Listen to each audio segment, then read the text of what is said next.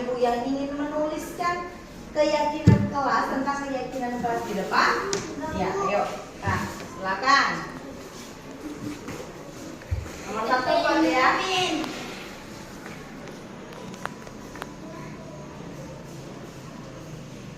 Ya. Sumpah.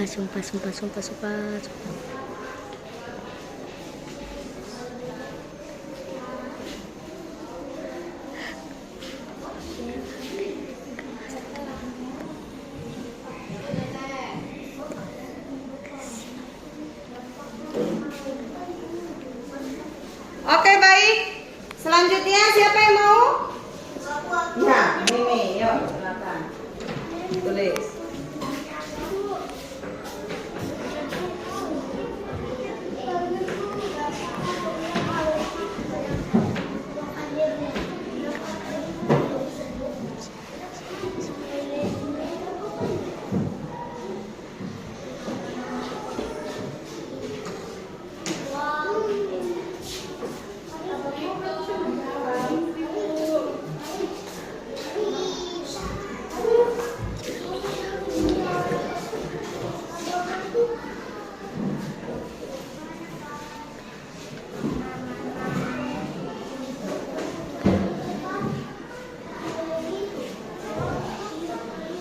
Oke, ada lagi nak? Ayo silakan temannya.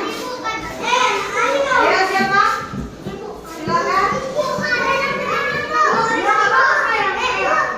Yuk, bentar.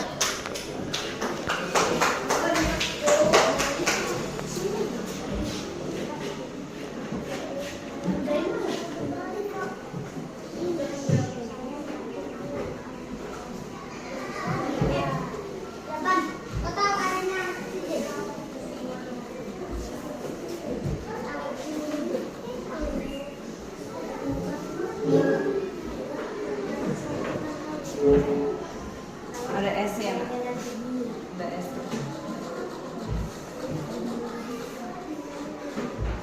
Aman.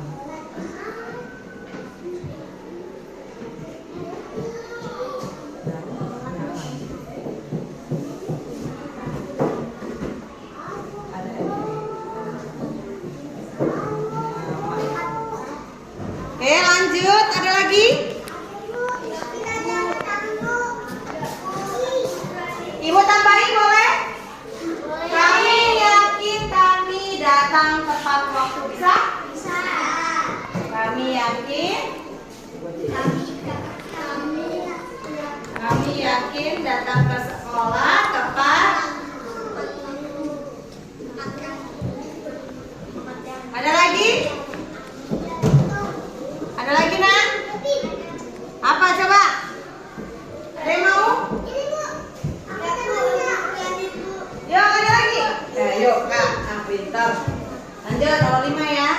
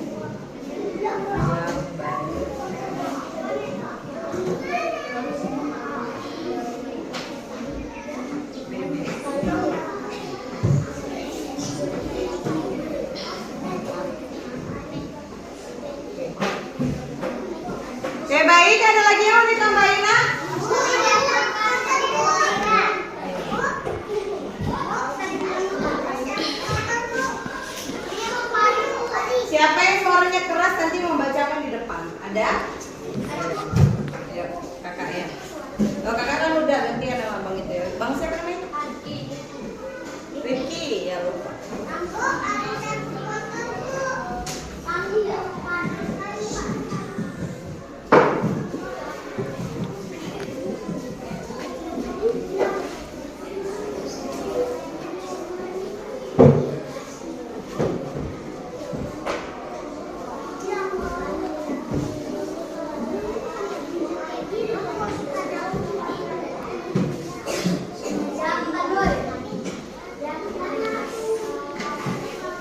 Ibu tambahin ya kata bisa ya.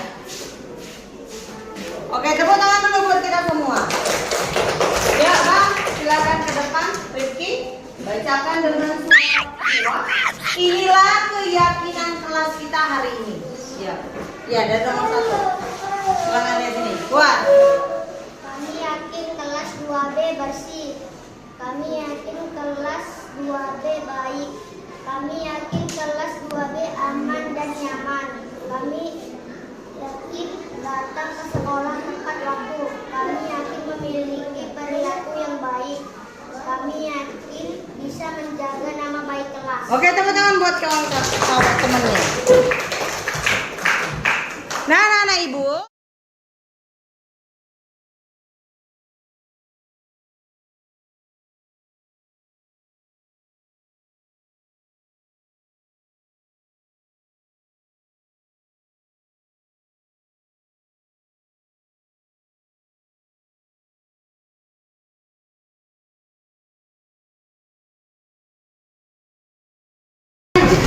Assalamualaikum warahmatullahi wabarakatuh. Waalaikumsalam warahmatullahi wabarakatuh. Selamat pagi Ibu guru hebat. Pagi Bu, pagi. Apa kabarnya hari ini Bu? Alhamdulillah sehat, luar biasa. Terima kasih Bu, Ibu sudah mau meluangkan waktunya. Di sini saya ingin mensosialisasikan tentang budaya positif, yaitu menyebarkan pemahaman dan penerapan pemahaman budaya positif. Saya dari CGP Angkatan 10.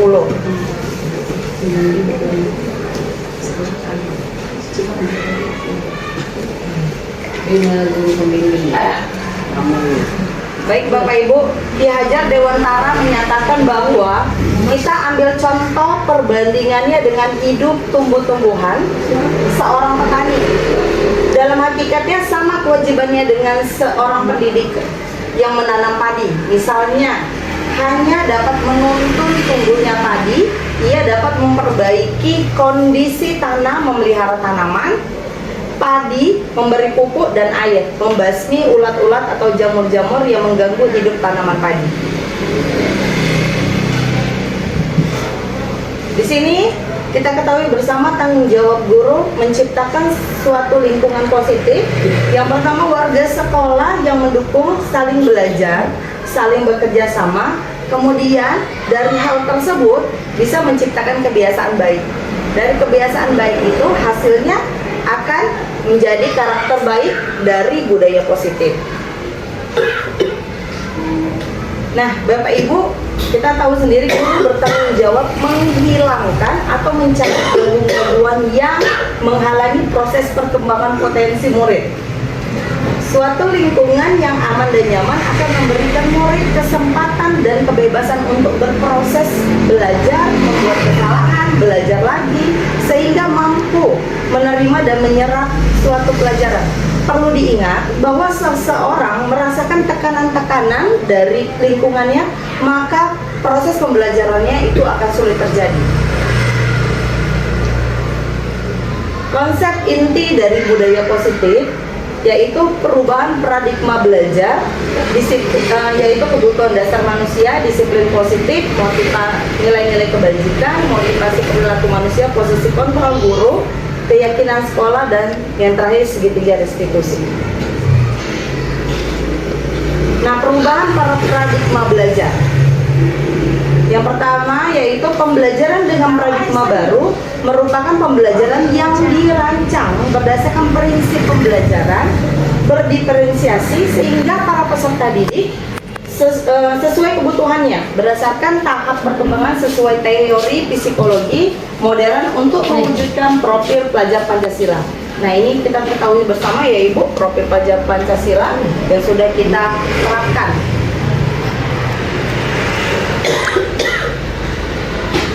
Miskonsepsi tentang teori kontrol. Nah, di sini adalah ilusi guru mengontrol murid. Seperti biasa, kebiasaan pada umumnya mungkin kesalahan yang tidak kita sengaja yaitu ilusi guru mengontrol murid. Yang kedua, ilusi bahwa orang dewasa berhak memaksa. Yang ketiga, ilusi bahwa semua penguatan positif efektif dan bermanfaat. Yang terakhir, ilusi bahwa kritik membuat rasa bersalah, mampu menguatkan karakter dewasa, berhak memaksa. Itu adalah miskonsepsi tentang budaya kontrol. Nah, sekarang merubah paradigma. Kita merubah paradigma stimulus respon ke posisi kontrol. Nah, kita bisa lihat stimulus responnya. Yang pertama, realitas kebutuhan kita sama. Teori kontrolnya realitas kebutuhan kita berbeda. Yang kedua, semua orang melihat hal yang sama. Teori kontrolnya setiap orang memiliki gambaran berbeda. Yang ketiga, kita mencoba mengubah orang agar berpandangan sama dengan kita. Teori kontrolnya kita berusaha memahami pandangan orang lain tentang dunia. Yang keempat, perilaku buruk dilihat sebagai suatu kesalahan. Semua perilaku memiliki tujuan. Itu teori kontrolnya. Kemudian stimulus responnya, orang lain bisa mengontrol saya. Teori kontrolnya hanya Anda yang bisa mengontrol diri Anda. Stimulus respon yang selanjutnya, saya bisa mengontrol orang lain. Teori kontrolnya, Anda tidak bisa mengontrol orang lain. Kemudian pemaksaan ada pada saat wujudan gagal, kolaborasi dan konsensus menciptakan pilihan-pilihan baru, itu teori kontrolnya. Kemudian stimulus respon terakhir, model berpikir menang atau kalah. Teori kontrolnya model berpikir memang menang. Menang kalah jadi menang. Iya. Nah, kita masuk ke tahap selanjutnya yaitu tentang disiplin positif. Nah, disiplin positif di sini yang ada 3 yang mau kita bahas. Yang pertama, disiplin berasal dari kata disiplina yang artinya belajar. Jadi disiplin mengacu pada disiplin diri yang memiliki tanggung jawab terhadap apa yang dilakukan berdasarkan nilai-nilai yang diyakini. Yang kedua, disiplin positif merupakan salah satu cara penerapan disiplin yang bertujuan untuk menumbuhkan kesadaran serta memberdayakan peserta didik tanpa imbalan. Tanpa imbalan ya Bapak Ibu, penghargaan, reward, ancaman atau hukuman. Yang ketiga, sebagai pendidik tujuan kita adalah menciptakan peserta didik yang memiliki disiplin diri sehingga mereka berperilaku mengacu kepada nilai-nilai kebajikan universal dan memiliki motivasi intrinsik dalam perubahan ke arah lebih baik. Nah, selanjutnya yang akan kita bahas adalah nilai-nilai kebajikan. Nilai-nilai kebajikan yang disepakati bersama lepas dari suku bangsa, agama, bahasa maupun latar belakangnya. Contoh nilai-nilai kebajikan universal dari institusi pendidikan. Profil pelajar Pancasila, beriman bertakwa kepada Tuhan Yang Maha Esa dan berakhlak mulia, mandiri, benar kritis, berkebinekaan global, bergotong royong dan kreatif. Program sekolah, di program sekolah di SDN 16805 itu ada toleransi, rasa hormat, integritas mandiri, menghargai, empati, keingintahuan, kreativitas, kerjasama, percaya diri, komitmen.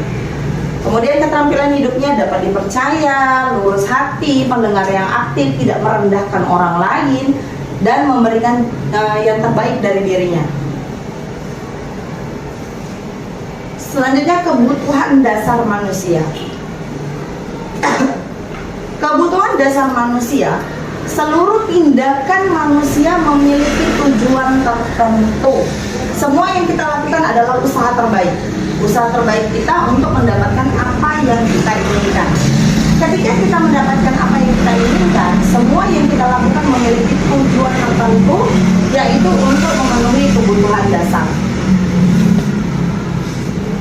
Kebutuhan dasar manusia yang pertama itu bertahan hidup. Bapak Ibu di bertahan hidup, yaitu kita digambarkan dia sebagai rumah. Di sini kesehatan, ya, untuk bertahan hidup kita harus memiliki kesehatan yang baik. Kemudian rumah, kita harus punya rumah ya Bapak Ibu untuk tempat kita berlindung. Kemudian ada pakaian dan makanan. Pakaian untuk melindungi diri kita, makanan itu untuk membuat tenaga di dalam tubuh kita. Nah, yang kedua, kasih sayang dan rasa diterima. Kebutuhan untuk memberi dan menerima kasih sayang, kebutuhan akan hubungan dan koneksi sosial. Kemudian penguasaan, menjadi kompeten, menjadi terampil, diakui, didengarkan, dan memiliki rasa harga diri. Selanjutnya kebebasan, kemandirian, otonomi, memiliki pilihan, dan mampu mengendalikan arah hidup seseorang. Yang terakhir, kebutuhan dasar manusia yang terakhir, kesenangan, mencari kesenangan, bermain, dan tertawa. Yang selanjutnya motivasi dan perilaku manusia. Motivasi perilaku manusia itu ada motivasi dari ekstrinsik dan motivasi intrinsik. Nah, kalau yang ekstrinsik untuk menghindari ketidaknyamanan atau hukuman di luar. Kalau yang satu lagi motivasi ekstrinsik yang kedua untuk mendapat imbalan atau penghargaan dari pihak lain. Motivasi intrinsik itu berasal dari untuk menjadi orang yang mereka inginkan dan menghargai diri sendiri dengan nilai-nilai yang mereka punya. Motivasi perilaku manusia, hukuman. Jadi ada hukuman, konsekuensi, dan restitusi. Jadi kalau hukuman tidak berhubungan dengan kesalahan yang diperbuat. Bersifat satu arah, berupa hukuman fisik atau psikis. Selanjutnya konsekuensi. Hukuman berhubungan dengan kesalahan yang diperbuat, terencana, atau disepakati mengikuti peraturan guru sebagai monitor. Restitusi, proses dialog dengan murid yang mengajarkan murid untuk menyelesaikan masalahnya sendiri. Nah, sekarang adalah posisi kontrol guru. Posisi kontrol guru, Diana Gossen dalam bukunya Restitution, Restructuring School Discipline tahun 1998 mengemukakan ada 5 posisi kontrol yang diterapkan seorang guru, orang tua ataupun atasan dalam melakukan kontrol. Jadi posisi kontrol seorang guru itu penghukum, menjadi teman, pembuat merasa bersalah, pemantau, dan manajer.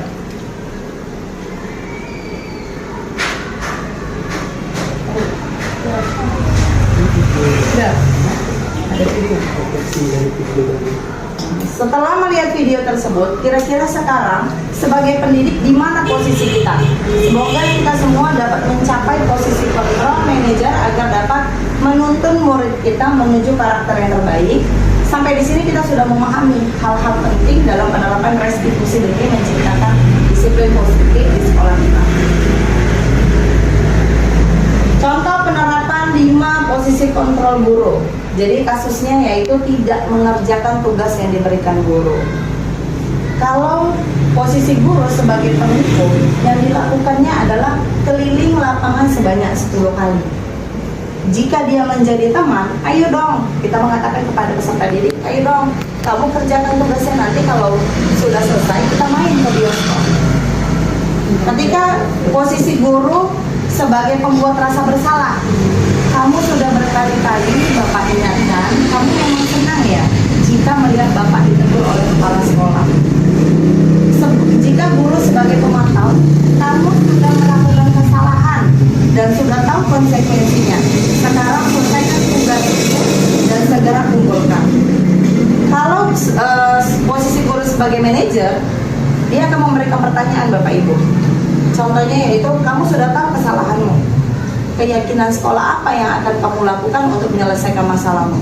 Tadi sebagai posisi kontrol guru sebagai manajer, dia akan distimulus oleh pertanyaan-pertanyaan yang diberikan oleh guru yang berkaitan dengan kesepakatan atau keyakinan kelas yang sudah dibuat oleh guru dan peserta didik.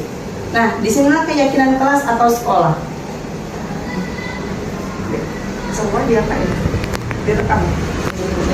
Sekolah atau kelas bersifat lebih abstrak, berupa pertanyaan-pertanyaan universal. Masalahnya yaitu anak meminjam barang temannya tanpa izin, jadi menimbulkan pertengkaran. Jadi di situ saya sebagai kontrol guru, sebagai manajer. Jadi saya hanya memberikan pertanyaan, dia juga yang menemukan dari permasalahan yang ada, dia memberikan solusinya sendiri. Yang pertama, menstabilkan identitas. Berdasarkan prinsip bahwa membuat kesalahan adalah bagian dari proses pembelajaran. Berbuat salah itu wajar. Tidak ada manusia yang sempurna. Ibu bapak juga pernah melakukan itu. Yang selanjutnya, ibu bapak tidak mau mencari siapa yang salah, tapi ibu bapak ingin mencari solusi dari permasalahan ini. Kamu berhak merasa begitu. Dua, validasi tindakan yang salah. Berdasarkan prinsip setiap tindakan yang murid lakukan pasti mempunyai tujuan dan untuk memenuhi kebutuhan dasarnya. Jadi kamu pasti punya alasan mengapa melakukan hal itu, padahal kamu bisa melakukan yang lebih buruk dari ini ya. Ini adalah contoh-contoh pertanyaan Bu yang berkaitan dengan validasi tindakan yang salah. Kamu patut bangga karena telah melindungi sesuatu yang penting buatmu. Selanjutnya, kamu melakukannya karena mempertahankan sesuatu yang penting bagimu. Oke, selanjutnya 3, menanyakan keyakinan. Ini kan sudah saya lakukan Bu, menanyakan keyakinan apakah dia masih ingat atau tidak yang berhubungan dengan pertengkaran tadi. Jadi berdasarkan prinsip nilai-nilai kebajikan yang siswa percaya dan berpindah menjadi orang yang dia inginkan dan kehidupan yang dia inginkan, apa keyakinan kelas kita? Jadi kita menanyakan hal itu. Nilai-nilai apa yang telah disepakati bersama? Seperti apa gambaran sebuah kelas yang ideal menurut kamu? Kamu ingin menjadi orang seperti apa? Rangkaian materi yang telah dibahas, mulai dari disiplin positif, kaitannya dengan nilai-nilai kebajikan universal, serta restitusi, kita juga sudah memahami beberapa hal penting yang harus diperhatikan dalam proses restitusi, yaitu keyakinan kelas, kebutuhan dasar manusia, dan 5 posisi kontrol. Setelah itu, kita juga sudah melihat praktek penerapan segitiga restitusi dalam penyelesaian masalah yang dihadapi siswa. Semua ini kita lakukan sebagai pendidik untuk menciptakan budaya positif di sekolah agar terciptanya siswa yang merdeka sesuai dengan pemikiran filosofi Ki Hajar Dewantara. Terima kasih Bapak Ibu, demikianlah sosialisasi yang saya berikan tentang budaya positif. Jika ada pertanyaan boleh ditanyakan kepada saya.